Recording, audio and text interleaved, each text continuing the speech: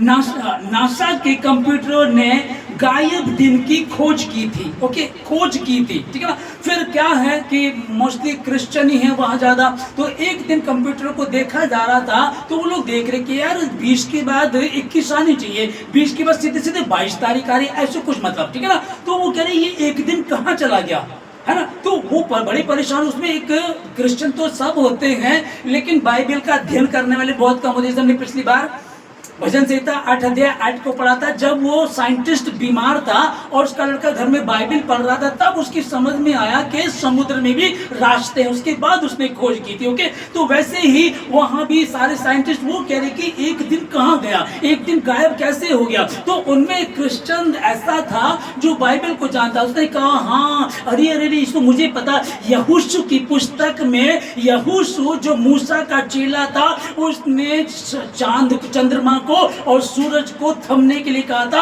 और 4 पहर तक मतलब कि 12 घंटे तक वो थमा रहा। वो दिन मिसिंग है। हालेलुया। कि मैं और आप कौन, हम किसको मानते हैं, कौन है वो सच्चा जिंदा खुदा। अरे जब यीशु मसीह को क्रूसित किया गया, पूरे शहर में 3 घंटे तक अंधकार छा गया था। जब भूडोल हुआ, पृथ्वी डोल गई, मंदिर का पर्दा ऊपर से नीचे तक फट गया था। जब ये सब हुआ, वहां क्या हुआ, सूरज ने रोशनी देना बंद कर दिया। इसी ने, यही उद्धार करता, यही परमेश्वर जिसने मुझे बनाया, जिसने मुझे शब्दों से कह करके बनाया, आज उसकी ये दशा, ये हालत हो रही है। उसने भी रोशनी देना बंद कर दिया। ये वही मेरे और आपके खुदा के शब्दों से बनाया हुआ सूर्य है। होगा किसी के लिए हानिकारक, पर मेरे और आपके लिए, मेरे और आपके बच्चों के लिए, हमारे परिवार के लिए हानिकारक नहीं है। यीशु मसीह के नाम में नहीं है। नहीं। अभी पसीना, ठीक है ना।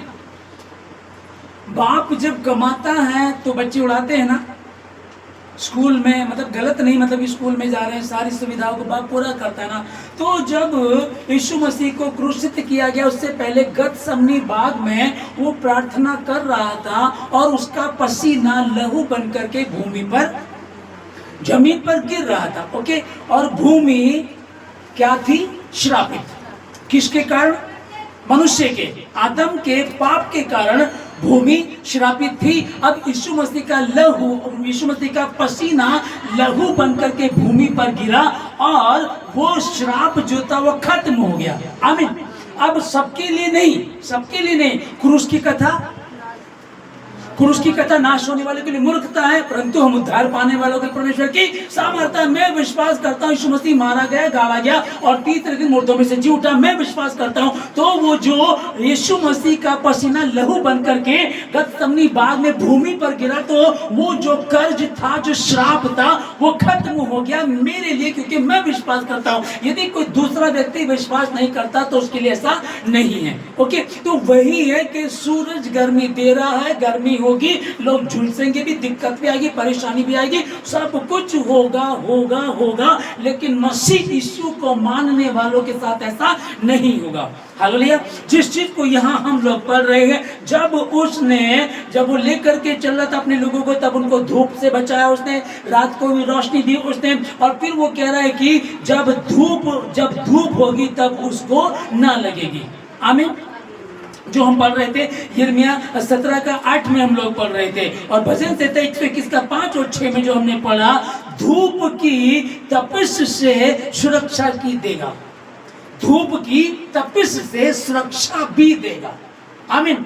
अब वो सारी, अगर आपके पास सुविधा है, आपके पास कार है, आप उसमें बैठकर चले जाएंगे, एसी चलाकर जाएंगे, आपको पता नहीं चलेगा। लेकिन आपके पास वो सुविधाएं नहीं है, तो एक बात वही फिर चल रही है, जो परम प्रधान के छाया स्थान में बैठा रहे।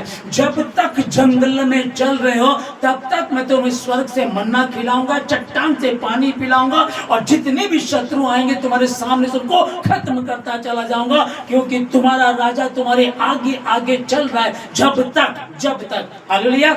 जैसे ही वो यरीहो में पहुंचे, वायदे के देश में जैसे ही पहुंचे, लिखा है कि वैसे ही मन्ना स्वर्ग से गिरना बंद हो गया। आमीन। ठीक है ना। अब क्या हुआ, मैं ना मुझे तो धरती, मुझे दूसरा खाना नहीं चाहिए, मैं तो परमेश्वर वही खाना चाहिए जो तू देना चाहता है, तो हम उस पर निर्भर रहे। वहां के लोगों ने बाद में ये कहा, कहते कि शमूएल हमें तो राजा चाहिए, तुम्हारा राजा तुम्हारे आगे आगे चल रहा था, तुम्हारा राजा 40 साल थे, तुम्हें लेकर के चला, किसी भी कोई भी विरोधी लोग आए ना तो कोई जानवर तुम्हें हानि पहुंचा सका, ना कोई सैनिक ऐसे थे, ना विरोधी राजा ऐसे थे कि तुम पर हावी हुए, तो भी ये लोग क्या कह रहे, हमें तो ऐसा राजा चाहिए जो आमने सामने से ऐसे हमसे बात करे। करती इन्होंने गलती, और फिर राजा दिया गया, और उसके आगे कहानी आप जानते ही हैं, हम उन पर बात कर चुके हैं, फिर कभी और बात करेंगे। लेकिन इस समय एक विशेष बात जो चल रही है, यही जो सूर्य है, विज्ञान के अनुसार ये सूर्य अगर इसको खोखला कर दिया जाए तो 13 लाख पृथ्वी, जिस धरती पर हम रह रहे हैं ना, हम तो अपने इस शहर को भी ठीक से नहीं घूमे होंगे। कुछ लोग दिल्ली में रहकर बोलते हैं हम तो दिल्ली के, दिल्ली इतना बड़ा, दिल्ली वाले भी वहाँ दिल्ली को नहीं जानते कितनी बड़ी है। और फिर भारत की बात तो बहुत दूर है, और फिर दुनिया की बात तो और भी दूर हो गई है। पूरी पृथ्वी पर भी, हालेलुया, ये इतनी बड़ी पृथ्वी है, ऐसी 13 लाख पृथ्वी उस सूर्य में समा जाएंगी अगर उसको खोखला कर दिया जाए, ये विज्ञान बताता है। और वही सूर्य को मेरे और आपके बाप ने शब्दों से कह करके बनाया, और किस लिए बनाया, ये बड़ी ज्योति दिन को रोशनी देगी और दिन पर प्रभुता करेगी, लेकिन इससे तुम्हें कोई हानि नहीं होगी। हालेलुया। वहां यहोशू को कहा था, यहोशू तो इतना ईमानदार था कि मूसा के बाद इस्राएलियों को ले जाने का जो मेन कमांड दिया गया उसके हाथ में दिया गया, वो इतना ईमानदार था। और जिस वचन को हम लोगों ने यहाँ पढ़ा, यहाँ लिखा है कि थैंक यू जीसस, हालेलुया, यहोशू 10:12 वचन में, उस समय अर्थात जिस दिन यहोवा ने एमोरियों को इस्राएलियों के वश में कर दिया, उस दिन यहोशू ने यहोवा इस्राएलियों के देखते इस प्रकार कहा। इस लाइन को समझिएगा,